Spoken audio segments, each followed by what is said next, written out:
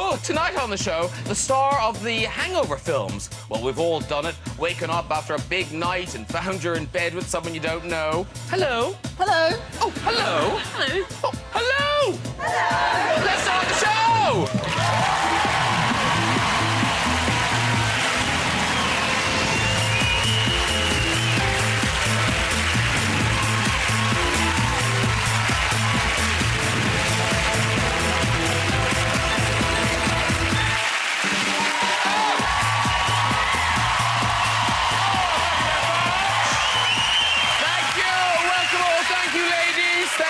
Ladies, welcome all. What a lineup we have for you tonight.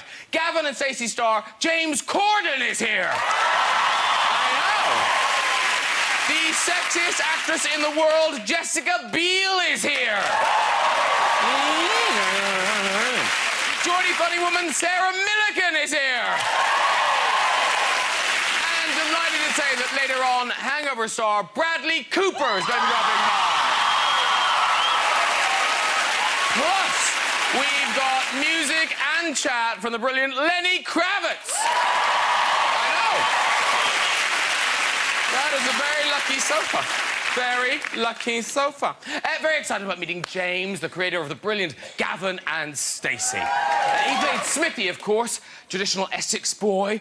Not the only famous Essex boy around at the moment. Towie's Mark Wright. He's in the jungle, isn't he? Yes, yes. Here's a moment I happened to catch and freeze frame. You do think, though, you know, he's still in the jungle. Who's voting for him? What? So glad to have Sarah Millican back on the show. What a phenomenal year she's had.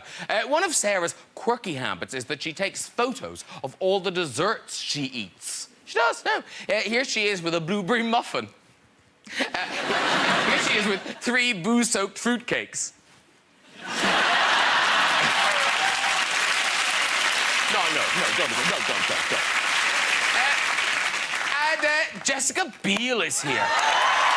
Jessica's just about to appear in a new film, New Year's Eve, all about what New Yorkers get up to on that night. That's New Year's Eve in America, and here's New Year's Eve in Britain. Let's get some guests on! Later we'll be meeting Bradley Cooper and having music and chat from Lenny Kravitz. But first, who can make me laugh? Sarah Millican!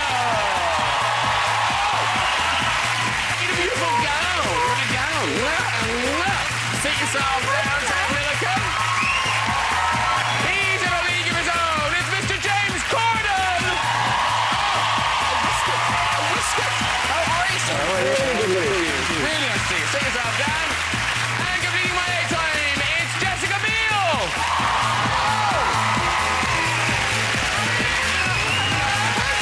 Hello. So nice to see you again. Sit yourself down.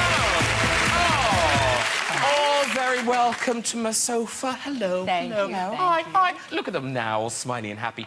Do you know what, Jessica Biel, we're so pleased you're back because we honestly didn't think you might ever come back on the show. I was a little, No, the last time... I was a little afraid of the last experience we had. Yeah. There was a very drunk Mickey Rourke beside her. Yes. Oh, really? Yeah. It was quite an experience. No, you were brilliant with it, though, because I think, like, another person might have freaked out, but you were very calm I and was internally crapping myself. Oh, were you? It was so crazy. But the thing is, I did think afterwards you coped with it very well, but then you're a beautiful woman. You must kind of get hit on by, you know, people all the time. No, that is completely not true at all. This is my notes. Hello. Well, I'm looking forward to meeting Bradley Cooper. I think he's great. All right, yeah. You will. he's fit. Oh, he is. He is. I'll just move over so you guys can sit In 5 years down the line, you'll just be... You ain't going anywhere.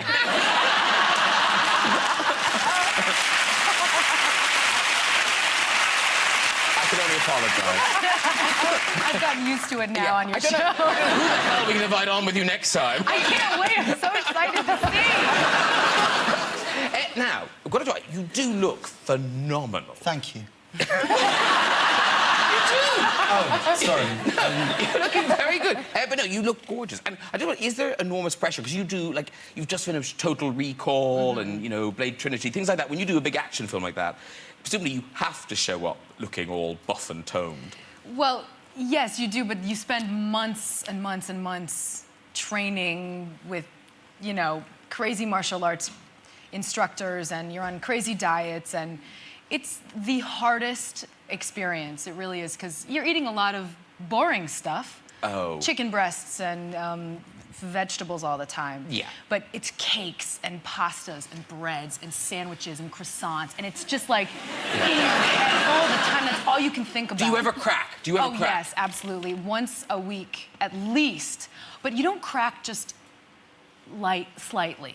You crack bad. I was with my girlfriends. We were out in New York City for a night. It was the cheat day.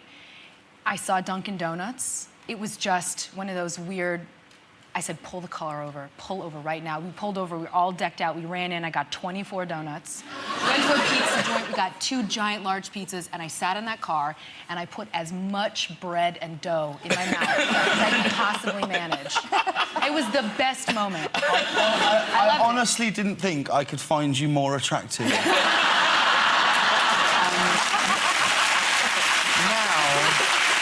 you can really hit on me, too. You're literally my dream woman.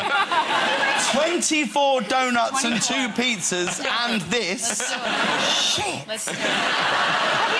Have you ever eaten a croissant out of a bin? Because if we're going to talk about binging, I think I should step forward. This is like some sort of Overeaters Anonymous meeting. Well, we're all really proud. Yeah. It was my bin, and it was my croissant. Shut up. But I told my friend, and she said, "Oh, posh now," because it was a croissant. It was out of a bin. Like, have you ever done the walk down the hallway at the hotel at night and taken somebody's old room service off the floor? No, but I'm going to tonight. Yep. It's really tempting, isn't it? Oh, I've done it. After Yeah, you untouched. can't leave a French fry like Yes, that. bowls of French Like that? fries. Do people leave things? Yeah. Under those big silver fancy things? Yeah. Oh, I'm going to be lifting some tonight. Did you have a weight alert recently? A weight scare recently? Yeah, a scare is a good word. Because there's different ways that, you know, you've put weight on. You know, it's, you know, your clothes don't fit or you're crying a lot. And... but there's a new one, in case you don't know, there's a new one. No offence, in case everybody doesn't know. That sounded terrible, like I was just aiming it at you. Sorry, Flower. I thought you were. I was like, oh, good, she's helping me out. Where my boyfriend lives is a block of flats, and round the back of the block of flats is a car park. And in order to get into the car park, there's a barrier that lifts up when it senses a car is near. I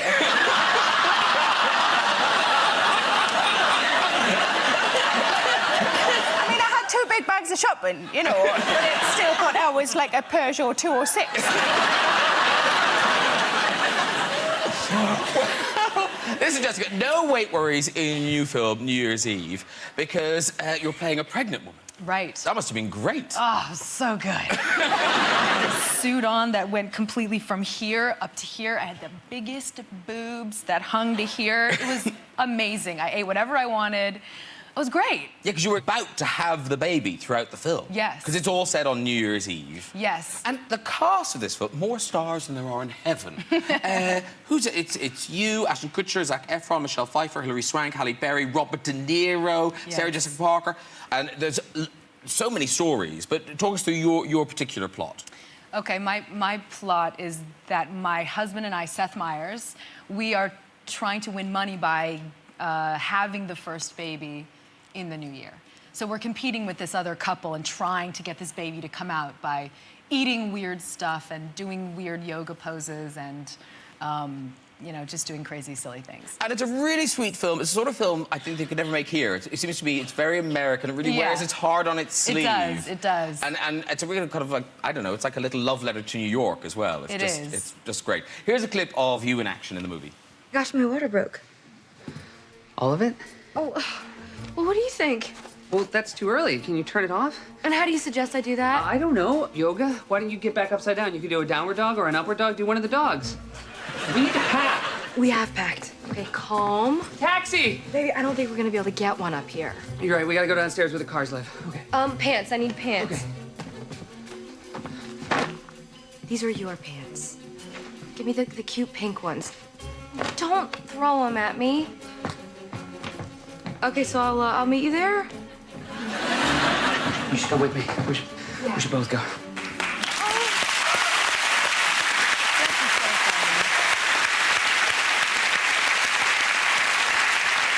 Did you get all broody with the pregnancy thing and being around new babies and things? Did it make you all a bit kind of tick-tock, tick-tock? Not a bomb, I understand. Yeah, it's funny, we couldn't help kind of constantly rocking and caressing the strange foam belly, and the belly button that stuck out, I would like pull it and twist it around. It came with a belly button? Oh, yeah. Yeah, the girl who plays the other woman who we're in competition with, we would just sit there and rock and bump our bellies together, and it's funny when you know when you do a really terrible dance, like where you just like let your hips go forward like this move. Oh, yeah. Well, when you wear a belly and do that, it is the most hilarious thing. So we just do that, we just walk around doing this. Some of us don't have to wear bellies. Yeah. We're all right. It's not funny, that's just how we dance.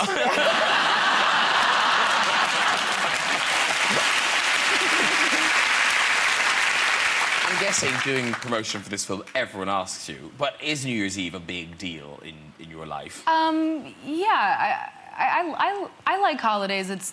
I think they're fun to celebrate. I like celebrating, but I don't like planning big things on New Year's Eve.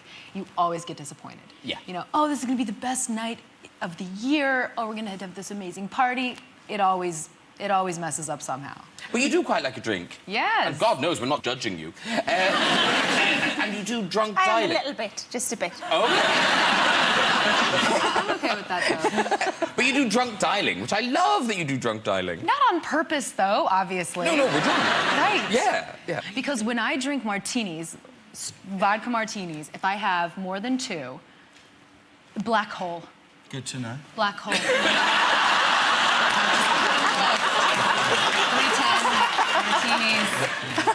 But yeah, so I mean, I'll wake up. Who do you call? Who do you call? My girlfriends. I call my girlfriends, and I apparently leave the most effusive, like, I love you forever, like silly, girly, dorky, you're my best friend forever, I love you, like that kind of thing. Thank God it's that. And I'm not calling, you know, ex-boyfriends or family members. I just get really emotional. I don't particularly drink, but I just get really emotional. Like, I said to my boyfriend, because I think I get quite emotional with my boyfriend at New Year and Christmas and that sort of thing. Yeah. And I just said, you know, we've been together a few years. I think it's about time we started talking about the future. And he just smiled, just this really big beam and grin, and I was really touched, and I thought, oh, he wants to spend his future with me. And I said, are you sure you're all right talking about the future? And he said, what, like flying cars and that?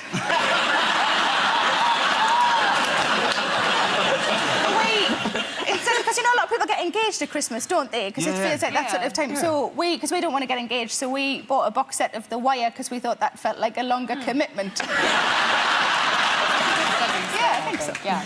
Listen, by the way, I didn't say New Year's Eve opens on the 8th of December in a cinema near you. And we mentioned it's stellar cast, all the people. But, James, you've worked with, you know, amazing people, you know, through Comic Relief and Sports. Yeah. Like, is it true? The David Beckham thing was genuine. You just... Oh, yeah. You fell under his spell. Yeah, you honestly, you don't know. If you ever meet him, I promise you, you don't know whether you don't know whether to shake his hand or just lick his face. He's so like, you know, he holds himself in a way, and he's so nice and looks you right in the eye, and you just go, oh. But is it true the thing about you would text him? Yes, occasionally we will send texts to each other, or you know, things like that you do with Theo, you know, and yeah, he's lovely. But like because he started this, he started this, and he texted me first. And I was so excited that I rung about... You're 13. I rung about 4 of my mates before ever replying. And every one of them went, well, what did you send back? I haven't sent anything. I just wanted to ring you. They were like, well, reply, and then Well, yeah. you're like playing hard to get. Like you've got to leave it a few days. Otherwise, you'll think you're easy. You know? My girlfriend says that she knows if I'm texting because of my face. Do your face? So, do your... but I don't know. Oh, I don't know. But she said you just look really happy. Which is really tragic. But it is good to know, you know, who texts first. That is kind of a big sign. I'll be when it's start texting of a first. bromance. Oh, you're Yeah. gonna go first. Okay. Yeah, definitely. I'm just glad we cleared it up. I no, just want it but, to be clear. yeah. Now, listen. Your autobiography, it's out now. May I have your attention, please? Yeah. You looked at it as if you'd never seen it before. You were like, No, I have. I'm always slightly weird seeing. And it's called May I Have Your Attention, Please. And I think it's fair to say, because you have, as a kid, and I guess all the way through, you were an attention seeker. You liked attention. Well, I didn't really realise quite the extent of how much until I was writing it, and I was writing thinking, God, you're a bit of a dick at points. So I first met you years ago. I can't even remember how long ago it was when you were doing was it Boys Unlimited? Boys Unlimited, a Channel 4 series. Channel 4 series about you being in a boy band. Yeah. And I didn't realise till I read this that you were serious. I mean, you were in a boy band. You were in two. Well, at school, not like proper boy bands. Well, you still took it serious. I was really serious about it. I thought this was... that was what I thought... It was all I ever wanted to do. So what were they called? The first one The was... first boy band I formed, we were called Full Frontal. And we didn't... I mean, I say we were a boy band. It was me and four mates, and we just told people that we were a band. We never really did anything. We didn't have any songs, and we never did any dance or anything. But then my second boy band, we were called Insatiable. Why? Because you just can't get enough.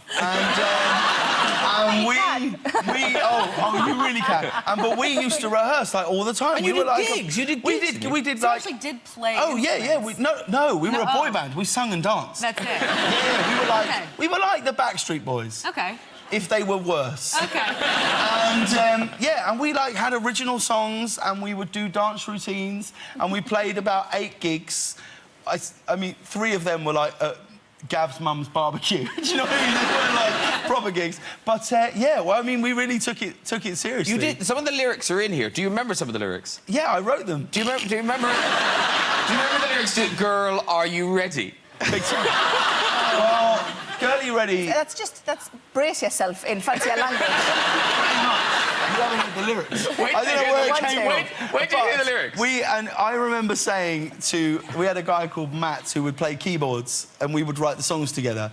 He wouldn't be on stage. And I remember saying to him, this is how seriously I took it. I said, we need like a song that's like a chant that's as big as Let's Get Ready to Rumble. On my life. Wow, such aspirations. And the song was called Girlie Ready, and it went it went, girl, are you ready? Just tell me when you're ready. Girl, are you ready? I ain't gonna rush you. Girl, get ready. We're about to go steady. Girl, are you ready? I ain't gonna rush you. Girl, are you ready? Tell me when you're ready. I ain't gonna rush you. Girl, are you ready? Tell me when you're ready.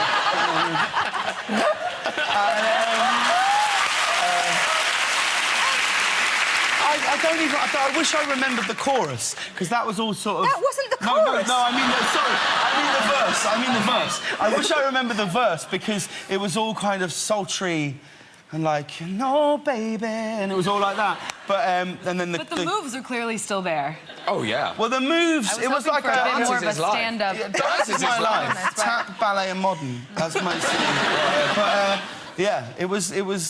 it was fun for a bit, and then we do like a Take That medley and stuff. And listen, very quickly, obviously now at the moment, James is starring in the West End in One Man, Two Governors. Amazing reviews, congratulations. Oh, cheers, yeah. It's going to Broadway.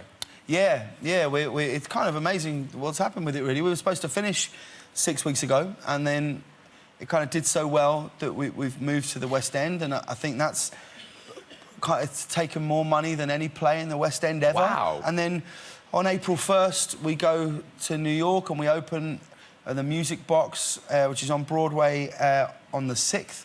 And, you know, if it works, we'll be there for 6 months. If it doesn't, we'll be back in 6 days. It's not your first time abroad. You were there with History Boys a few years ago, yeah. And it's a great place to work. And you hear about these things when people do a play on Broadway and it's a hit, that lots of famous people, lots of kind of film stars come to see the play. Well, that's what they say. When we were going there, people said, "Oh my God, you are going to have the greatest time. If the show's a hit, people are going to come round, they'll see you, you're going to meet so many amazing people." And so many shows we would do, there would be incredible people watching the play. Like one day there was like David Bowie, Steven Spielberg, Steve Martin, all in the same audience. You know, every night it felt like there's people in, and every night no one would come back. Nobody would come and say hello. I guess because we're a group of British boys and they think, well, why would I go and see them? Now I understand it. But at the time, we were like, oh, everyone said they'd come and say hello. And then one day, Harrison Ford and Callista Flockhart were in watching the show, and we finished the show and we come down, and they were there at the bottom of the stairs. And I just went over and I said, "Mr. Ford, can I just say, you're the first person who's come back to say hello, and it really means a lot. Thank you so much. It's a real honour to me." And at that moment, a guy came around and went, "Your car's ready, Mr. Ford," and he just went. And Callista Flockhart went. Walked out. And we were just like. Well, you're about to meet a handsome leading man. He's here. He's had nearly as many hangovers as me. He's the star of Limitless and a great friend of the show. Please welcome the sexiest man alive, Bradley Cooper!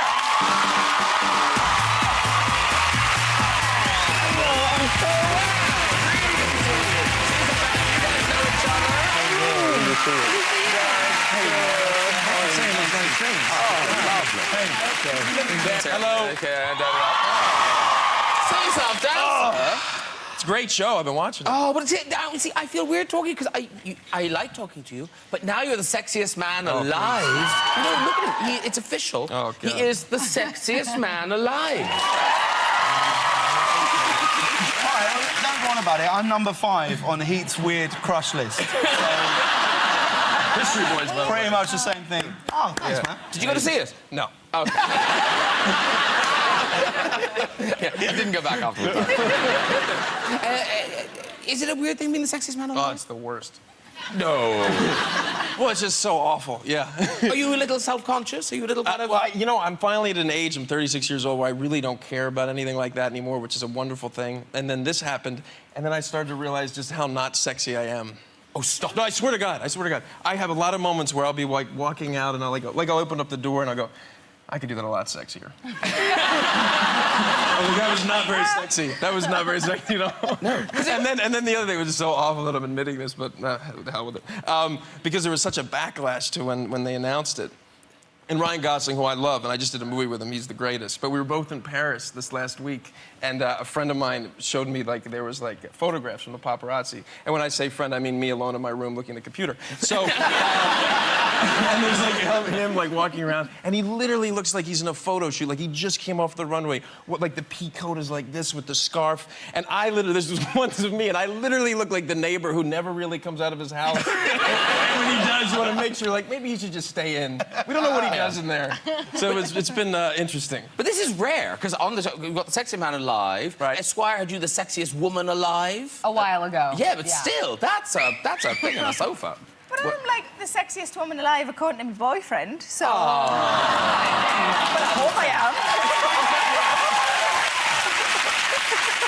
You are, of course. Second, at least. Yes.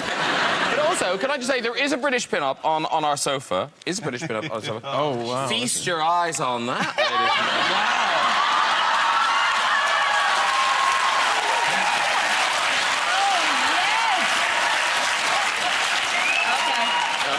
Okay. Yeah? Don't get your hopes up. No, It's mostly all balls. Don't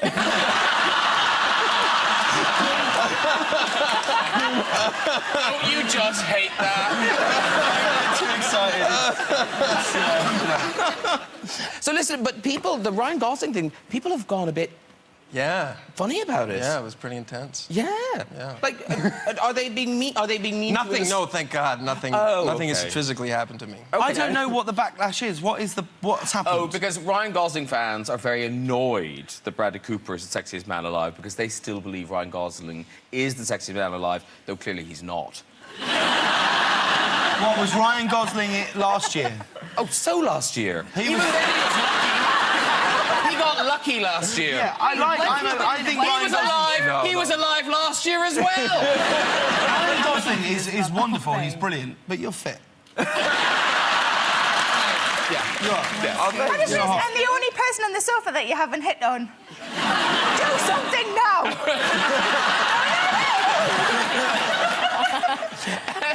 So, lovely to see you, Bradley You too, Cooper. you too. Why are you here? Why am I here? I'm here to be in lovely London and lovely Paris and promote the Hangover 2 DVD, Part 2 DVD, which is released on Monday. Yes, which I have here. Yes. There it is. Now, the last time you were here, it was to tell us about the film. And That's right. That was all very good. It then went on to earn $581 million. Yeah, unbelievable. It's the highest grossing R-rated comedy of all time. Yeah. Comedy, actually. Oh, really? Just comedy? Yeah, I think so. I think so. Yeah. Now, I'm sensing Hangover 3 won't be that far away. I personally want to do it. Yeah, I hope we're going to start shooting in September. I know Todd Phillips is working on the script, so I hope we all buy it. $581 million. I imagine someone will make that. Yeah. Even if it's half as successful, Yeah. it's worth doing. No, you're right. Yeah. So you don't know? There's no. Have you? Well, you mean what it's gonna be about? Well, obviously it'll be about a hangover. I'm guessing. Right. I don't know. Actually, I think that we adhered to the formula in the second one. For those who've seen it, and the third one, I think, which would close the whole sort of trilogy, which now it would be a trilogy, even though we thought we would never make a second one, let alone anybody see the first one. I think it'll take place in Los Angeles and maybe not adhere to the structure. It might be different. Oh. Yeah.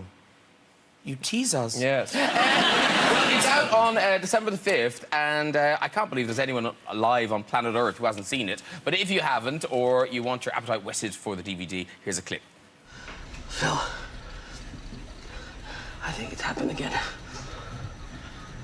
Oh, what did you do?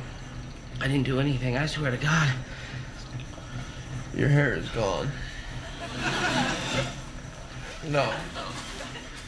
Oh. Phil,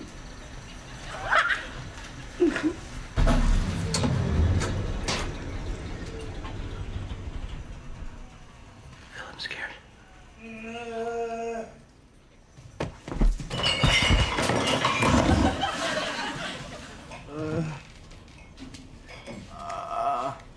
Stu, come on, get up. We got a situation.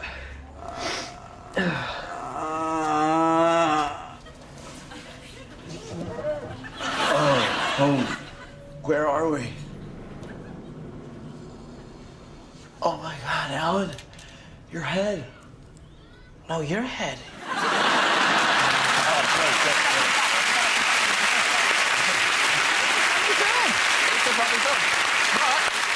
You're not the only one with a DVD in the stores. Sarah Millican, down the end there, she's got a DVD out, Chatterbox.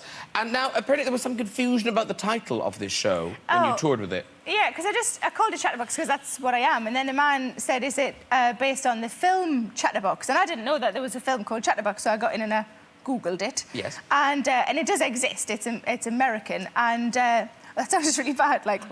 it's still good. And, but it's basically about a woman who has a talking vagina. It's a real film? Yeah, it's a real film. And I watched... Chatterbox. Yeah, it's brilliant, isn't it? Oh, my God. And I watched the first few minutes of it, obviously. And in the first few minutes, a man and a woman have sex. And when they finish, she says, that was lovely. You know, equivalent, American equivalent. That made it sound more Geordie than it actually was. Champion. And, but then her vagina goes, all right. Oh, my God. How many times have you wanted to say that?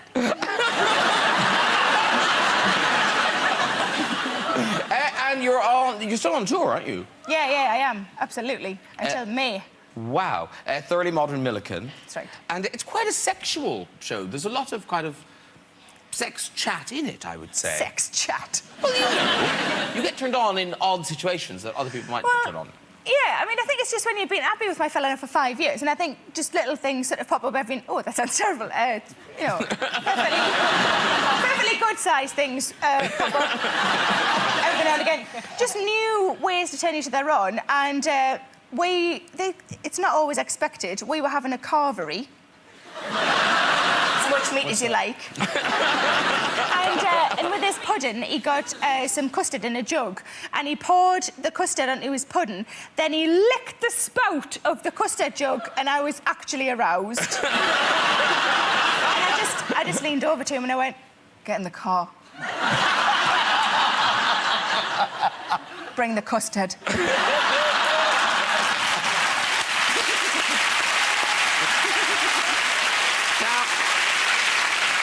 You're in the company of some fine actors, Sarah Billigan. Have you done voiceovers? Have you done acting? I'm not very good. I can only really do me. I do me very well. But I thought maybe my boyfriend could help me sort of become, you know, a bit better at acting. So I said, why don't you tell me emotions and I'll see if I can sort of convey them with me face. So we went through. He said, happy. Very good. And then, thank you. Sad. And then he said, surprised. It was going really well. And then there was a long pause because he'd run out of emotions. And then there was just a lovely moment when he got a real inspiration and he went, "Oh, like you've just seen a monkey." That's obviously the well-known fourth emotion. It'd be handy for Hangover 2. You'd have been marvellous in that. That's very true. Yeah. But auditions, actors find them kind of horrible. But you've taken them very seriously. Was it The Illusionist? Oh, yes. That you just went, right, I'm going to get this. Yeah, I think because you just don't have a choice when you're trying to get a part that people haven't seen you do before. I mean, it's so very competitive. And yeah, I just dressed up in complete costume, literally from like 1900. Skirt and big collared, long-sleeved, crazy, weird hair, strange. And you drove to the audition kind of in full costume, went to reception, and did anyone kind of go, oh, Jesus? I think so. I knew it was going to go one way or the other. Because there's something very American, because I think in Britain people would just freak out if you showed up in costume, would they? Oh, so it has to be that costume, it can't just be A like costume. a tomato. Yeah. Like a giant bear. Oh, I'm making an effort. Yeah. I'm really trying. Auditioning is so weird. Anyway, it's the weirdest thing in the world. Like, I remember going for an audition once, like for a commercial, a Dutch commercial, for a yogurt, and the guy says to me, he says, "Okay, James, what we want you to do," and he spoke like this. He said, "What I want you to do for the audition? I want you to, we'll turn the camera on. I want you to pretend you are completely naked, and you are sitting down on a block of ice. But it must not be comical in any way." And the crazy thing is, you do it. You do it. What you should do is go, "Well, this is ridiculous. I don't need to be in your yogurt advert. I'm all right." But before you know it, you're going, "OK, so, all right." Yeah, and then you're going... "No, that's too funny." Rarely feeling the cold. "Oh, this is good, James." Yeah, there are always manner of things. Because, Bradley, before you made it big, I mean, you must have gone for Yeah, I all went sorts... thousands of commercials. Yeah, commercials or auditions were the worst, especially because you're in this, like, there's like hundreds before waiting, and you sit there and you're sort of making fun of everybody that's gone in and be like, "Oh, that guy." Then you go in there and you do exactly what you said. You'll do anything they ask. Yeah. Especially when it's food. Like, I remember going to all these Burger King commercials or, like, Wendy's, and they have all the boxes of hamburgers. Like, "Okay, so eat it," and you have to eat it like that you love it. And, you know, you'd see that there's a bite out of it because they're cutting costs. So it's just sort of like, use the other thing. And then just like, that good? That was already very good. Thank you. I did book a Wendy's commercial. Did you really? But it never aired. But what happens to those audition tapes? They must be somewhere. I have them all cataloged. I think this is why I'm never going to be an actor, because I tried to do a voiceover sort of show reel, you know, to see if I had any skills in that area, and the fella said, "Can you do sexy?" And I said, no. And then he said, have a try. And I had a try. And he said, oh, you sound like you're dying. And then he said, can you do bored? So I tried bored. And he said, it's quite sexy. I'm only sexy when I'm bored. So I just hope, you know, I get good and hard in the post office queue.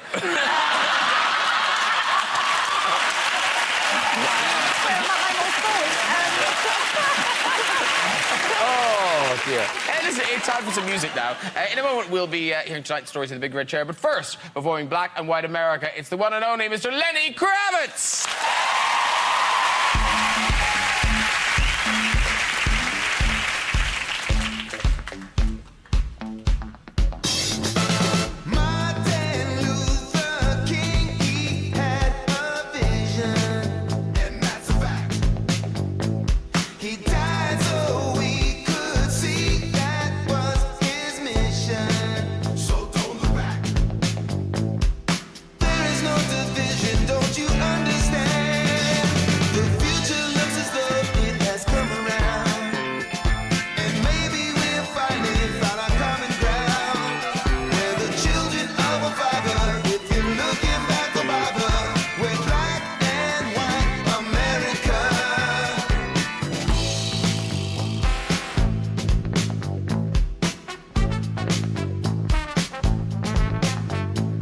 In 1963, my father married a black woman.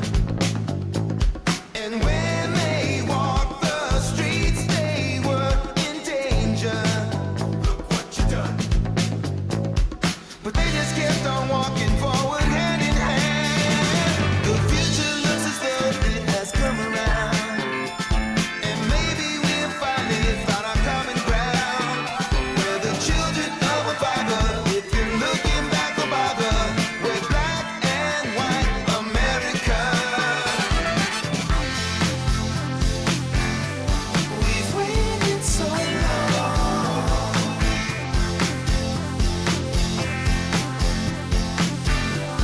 We've waited so long.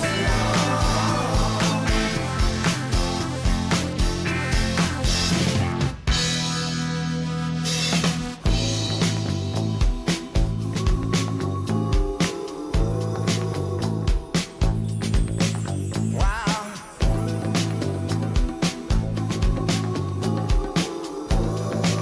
Black and white America. There is no division, don't you understand?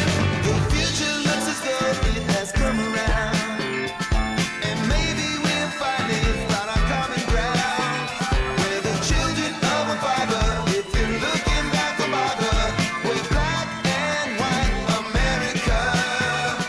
The future looks as though it has come around. And maybe we'll finally find our common ground. We're the children of a father. If you're looking back for bother, we're black and white America.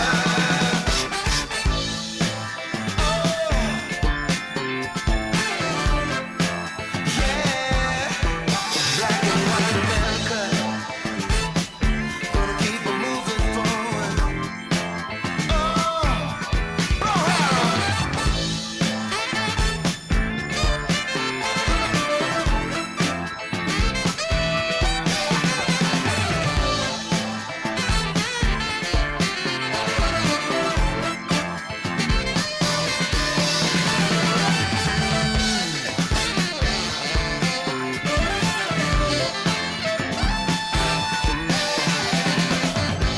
Hey!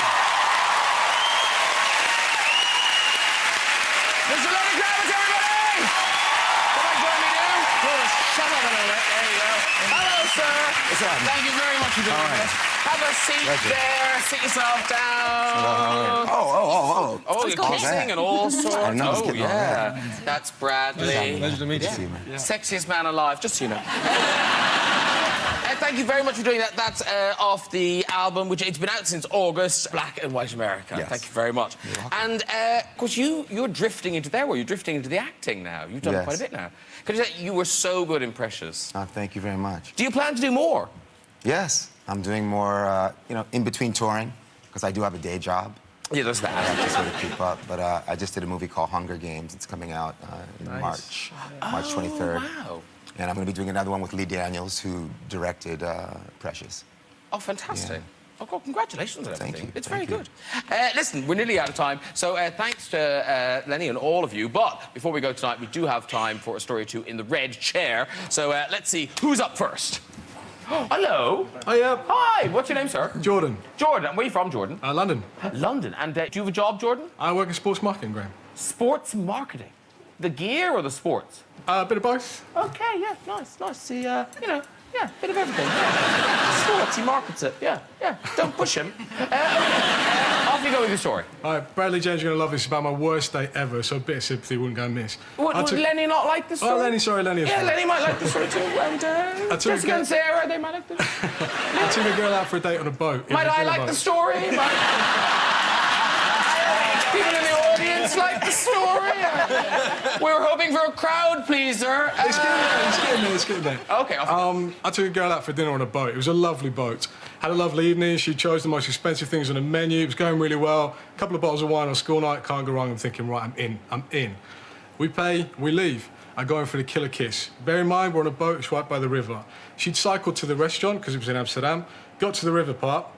Went in for one peck on the cheek. I'm thinking, right, this is it. Go for the second part. Then she's adjusting her scarf, elbows me in the face. I'm in the river. She then biked off and left me there. Can I say, no one comes out of that story well. Walk her to. It's an all right story. Walk. Yeah. You letting him walk? I think he's good. Yeah, Okay, I'd you let can him walk, sir. Yeah. Very good. But you know what I mean? Like, a girl wouldn't do that lightly, would she? It's probably a proper bell end. That's the only reason that you fill up on the food, because if the chat's going well, you think, well, you know, maybe I don't want to be too full so I can do stuff later on. Is this... You're right about that, actually. Just me? No, you're right. You're right about that. Lenny will look out for that in the future when he's on dates. Good. She's eating a lot. I'm out of here. She's having pasta? No. Right, do we have one more. Hello. Hi, Graham. Hi, what's your name? Bradley. My name's Paula. Paula, right. And where are you from, Paula? Whitechapel. And what do you do in Whitechapel, Paula? I live there, but I'm a teacher. Tough interview, I tell you. All right, Paula, and what, do you teach subjects, or...? Primary school teacher. Oh, I see, so you teach everything. Yeah, St Saviour's Primary School, Poplar. Oh, lovely, I'll look out for it. All right, Paula, off you go with your story. Well, I decided to take up cycling, and I cycled the 8 miles from Tottenham, where I lived at that time, to Aldgate East, where I taught at that time. And that evening, my then boyfriend, phoned me up to find out how it had gone. Your life has changed so much, It Paula. has changed. We can hardly keep up with it. But anyway. Neither can I. He phoned me up to find out how the ride had gone, and I said, well, it's OK, I said, but I did find Stamford Hill a bit of a challenge. So he said to me, well, what gear were you in? I said, well, I had my tracksuit, trainers, and my cycle. Well done. All right. If you'd like to vote us on the show and go in the red chair, you can contact us via our website at this very address. Thank you to all my lovely guests tonight. Mr. Lenny Kravitz, Sarah Milligan, James Corden, Jessica Biel, and Mr. Bradley Cooper, the sexiest man alive. Join me next week for the comic Jimmy Carr, the gorgeous Salma Hayek, and Spanish heartthrob Antonio Banderas, plus music from Coldplay. Sounds good to me. I'll see you then. Good night, everyone. Bye.